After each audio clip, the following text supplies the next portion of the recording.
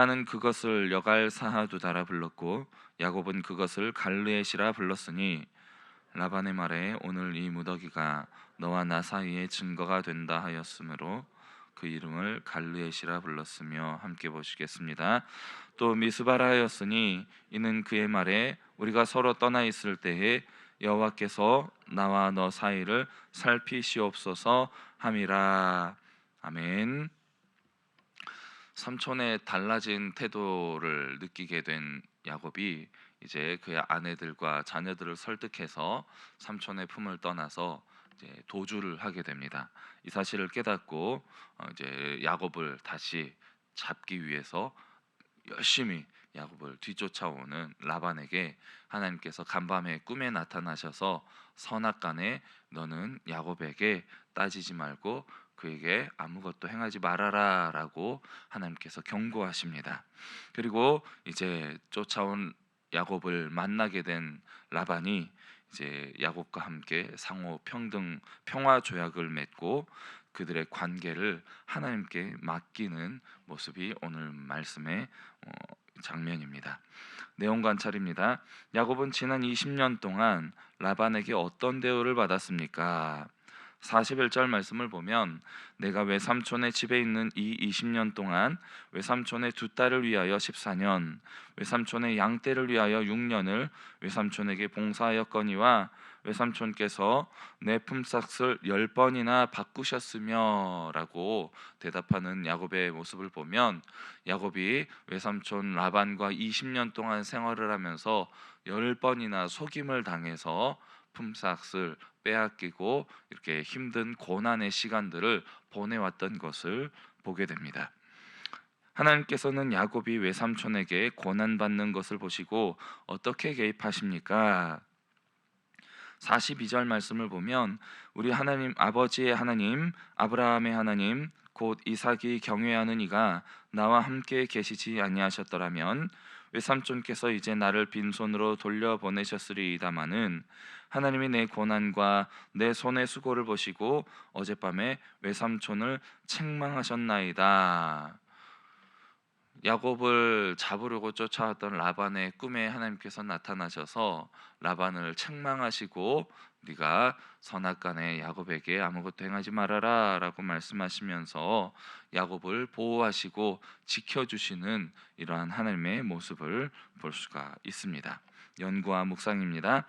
하나님께서는 왜 야곱과 라반 사이에 개입하셔서 중재하십니까? 먼저 야곱과 라반의 관계가 갈등이 생기게 되고 이제 그 갈등이 심해지는 가운데에서 하나님께서 야곱을 보호하시는 모습을 보게 되는데, 야곱은 라반의 집에서 20년 동안 일하면서 가족과 재산을 크게 이루게 되었지만 점차 라반과 그의 아들들이 야곱을 향한 시기와 적대하는 마음이 점점 커지게 되는 모습을 보게 됩니다. 라반의 아들들이 야곱이 아버지의 재산을 모두 빼앗아가고 있다고 비난을 하고 시기하며 이 모습을 보게 된 라반도 처음에는 야곱을 아끼고 사랑했지만 자신의 자녀들이 이렇게 시기하고 질투하는 모습과 이야기를 듣게 되면서 점점 그 마음이 변하여서 야곱을 향한 마음과 태도가 냉랭하게 바뀌게 되는 모습을 보게 되는 것입니다. 이러한 갈등은 단순하게 가족 간의 불화의 모습으로 끝나는 것이 아니고 점차 야곱의 미래와 야곱의 생명을 위협하게 되는 이러한 상황으로 발전하게 되었던 것입니다. 이러한 상황 속에서 하나님은 야곱을 향하여서 이제 하나님께서 약속하셨던 그 명령을 이루시고 약속을 이루어 가시는 모습을 보게 됩니다. 하나님은 야곱에게 31장 3절 말씀을 통해서 내 조상의 땅 내 족속에게로 돌아가라 내가 너와 함께 있으리라 라고 말씀하시면서 이제 야곱이 라반의 품을 떠나서 고향으로 돌아갈 것에 대해서 말씀하시는 모습을 보게 됩니다. 이것은 야곱이 베델에서 하나님께 서원했던 그 약속, 창세기 28장에 하나님을 만나고 야곱이 이제 하나님께 나를 지켜주시면 하나님이 나의 하나님이 되시고 내가 하나님께 서원을 드리고 11조를 드리고 하나님을 향해서 살겠습니다 라는 이 약속을 하나님께서 이제 이루시는 순간이 되는 것입니다. 하나님은 야곱의 약속을 기억하셨고 그 약속을 이렇게 이루어 가시는 모습을 보게 되는 것입니다. 하나님은 야곱이 라반에게 속아서 부당한 대우를 받았음에도 불구하고 이제 야곱이 해를 입지 않을 수 있도록 지켜주시고 라반의 계략을 무력화시키는 그러한 모습을 보여주시는 것이죠. 세 번째로는 중재를 통하여서 야곱과 라반이 평화롭게 이별할 수 있도록 그 사이를 지켜주시는 하나님을 또한 보게 될 수가 있습니다. 라반은 야곱을 추격해서 쫓아왔지만 하나님은 라반의 꿈에 나타나셔서 야곱에게 선악간에 말하지 말아라 라고 경고하시면서 야곱과 라반의 사이를 중재하십니다. 이는 하나님께서 직접 그 사이에 나타나셔서 두 사람 사이의 갈등을 제어하시고 야곱이 안전하게 떠날 수 있도록 중재해 주신 것입니다. 결국 하나님의 중재를 통해서 라반과 야곱은 서로 언약을 맺게 되고 서로 해치지 않기로 약속하면서 평화롭게 헤어지는 모습을 보게 되는 것입니다. 이렇게 하나님은 갈등의 상황 속에서도 자신의 백성을 보호하시며 그 안에서도 하나님의 정의와 평화의 길을 열어가시는 모습을 우리에게 보여주시는 것입니다.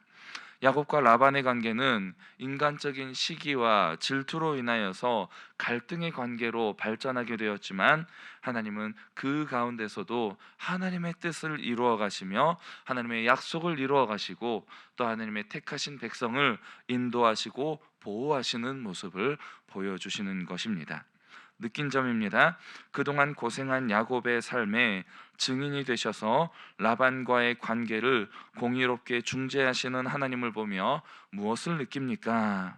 첫 번째로 느낄 수 있는 것은 하나님은 우리의 삶 속에서 적극적으로 개입하시는 분이시며 결코 침묵하지 않으시는 하나님이시라는 것을 느낄 수가 있을 것입니다. 야곱은 라반에게 속임을 당했고 수없이 부당한 대우를 받으며 살아왔지만 하나님은 그 모든 과정을 지켜보고 계셨던 것입니다. 야곱이 31장 42절 말씀을 통해서 고백하듯이 하나님이 내 고난과 내 수고를 살피셨고 어젯밤에 증언하셨나이다 라고 고백하고 있듯이 하나님이 침묵 속에서도 정의를 준비하고 계셨던 것을 우리가 볼 수가 있는 것입니다. 이렇게 하나님은 우리가 억울한 상황 속에서 당하게 되는 고통을 결코 외면하지 않으시고 때가 되면 반드시 개입하셔서 하나님의 백성을 지켜주시고 보호하시고 인도해 주시는 모습을 볼 수가 있게 되는 것입니다. 두 번째로는 그 가운데서도 우리 안에 개입하실 때에 하나님은 정의롭고 공의롭게 중재하시는 하나님으로 우리에게 비춰주신다는 것입니다. 하나님은 라반의 꿈에 나타나셔서 야곱에게 선악간에 말하지 말아라 라고 경고하심으로써 야곱을 보호하시는 가운데서도 또한 라반에게도 자비를 베풀어 주시는 모습을 보게 됩니다. 하나님의 이러한 공의와 자비 속에서 결국 두 사람은 평화의 언약을 맺고 아름다운 모습으로 헤어지게 되는 것을 보게 됩니다. 하나님의 개입은 단순히 어떤 한쪽의 편만을 드는 것이 아니고 모두에게 공의와 자비를 베풀어 주시는 방식으로 우리 사이에 개입하신다는 것을 느낄 수가 있는 것입니다. 세 번째로 하나님은 우리의 인생의 여정 속에서 신실하게 동행하시는 하나님이시라는 것입니다. 야곱은 베델에서 하나님께 서원한 이후에 오랜 세월 동안 거의 20년의 시간 동안 고난과 수고의 시간을 살아오게 되었지만 그 여정 속에서 하나님은 늘 야곱과 함께 하셨고 결국 야곱이 다시 약속의 땅으로 돌아갈 수 있도록 길을 열어주셨던 것입니다. 하나님은 우리가 걸어가는 인생의 길이 아무리 험악하고 고통의 시간이 다가오게 된다 할지라도 그 가운데서 반드시 하나님의 약속을 이루어 가시는 분이시라는 것입니다. 야곱의 삶을 통해서 하나님은 억울함을 아시는 하나님이셨고 또 그 가운데서도 하나님의 정의와 공의를 이루어 가시는 하나님이시고 우리에게 주셨던 약속을 반드시 이루어 가시는 하나님이시라는 것을 우리는 보게 되는 것입니다. 적용입니다.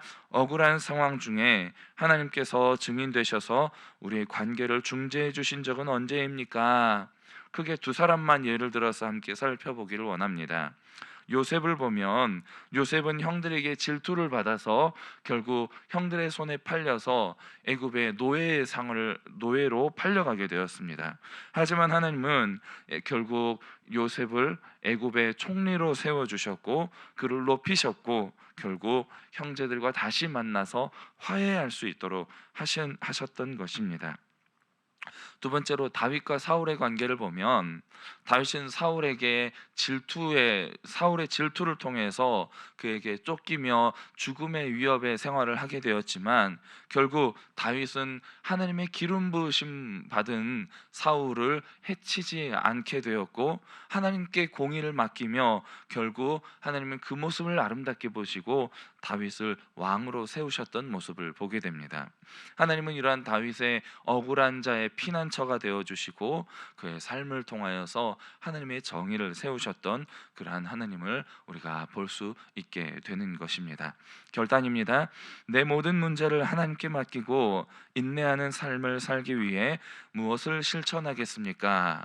우리는 성경의 인물들을 통하여서 하나님께 그 인생을 맡기고 인내하며 하나님의 뜻을 이루고자 했던 사람들을 먼저 기억했으면 좋겠습니다.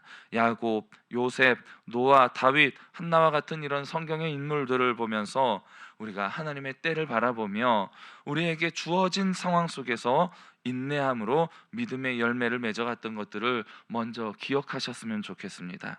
그리고 우리도 오늘 하루의 삶 속에서 우리가 해야 할 일은 새로운 것, 다른 것이 아니라 우리의 삶의 모든 주권자이신 하나님을 먼저 신뢰하며 최선을 다해서 지금 나에게 주어진 일들을 감당해 나아가는 것입니다. 이러한 상황 속에서 불합리하고 부당한 일들이 나에게 다가온다고 여겨진다 할지라도 그 가운데서도 하나님은 우리의 성실함을 통해서 더 성실하게 일하시는 하나님이시며 그분의 뜻을 따라 우리의 삶을 인도하고 계신다는 사실을 먼저 믿고 순종하며 나에게 주어진 오늘 하루의 삶 속에 최선을 다해 살아가는 것입니다. 그러한 상황 속에서 하나님이 우리의 삶의 증인이 되어주시고 변호자가 되어주셔서 우리의 모든 억울함을 다 풀어주시고 공의와 정의를 행하시며 하나님의 약속을 나의 삶 속에 신실하게 이루어주시는 하나님이시라는 것을 믿고 의지하는 것입니다. 그리고 그 하나님 앞에 감사함으로 인내한 삶을 통하여서 하나님의 일하심 속에 거하기를 힘쓰시기 바랍니다. 로마서 8장 28절 이렇게 말씀합니다. 우리가 알거니와 하나님을 사랑하는 자 곧 그의 뜻대로 부르심을 입은 자들에게는 모든 것이 합력하여 선을 이루느니라. 이 말씀을 기억하시며 오늘 하루도 하나님을 사랑하시는 하루가 되시기를 바랍니다. 하나님의 뜻을 이루어 가시는 귀하고 복된 하루가 되시기를 주님의 이름으로 간절히 축복합니다. 이 시간 주신 말씀을 기억하시며 이 시간 함께 공동의 기도 제목을 가지고 기도하기를 원합니다. 먼저 모든 일의 주권이 하나님께 있음을 인정하고 하나님을 온전히 신뢰하며 인내하는 믿음의 삶을 살게 하옵소서. 내 억울함을 기억하고 증인 되시는 하나님을 끝까지 의지하고 믿으며 살게 하소서. 8월 집중 기도 제목입니다. 리모델링의 모든 과정을 통해 하나님의 비전을 품게 하시고 감사와 기쁨으로 달려가게 하옵소서. 공사기간 중에도 복음의 본질을 더욱 견고히 붙잡는 은혜가 충만한 교회가 되게 하옵소서. 우리 함께 주여 한번 부르고 기도하겠습니다.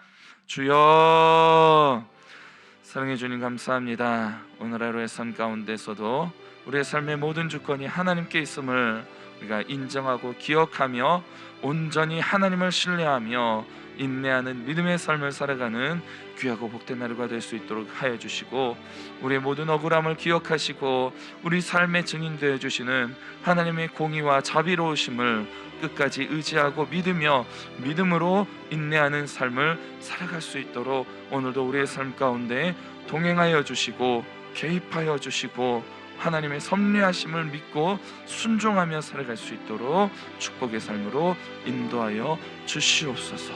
주님 감사합니다.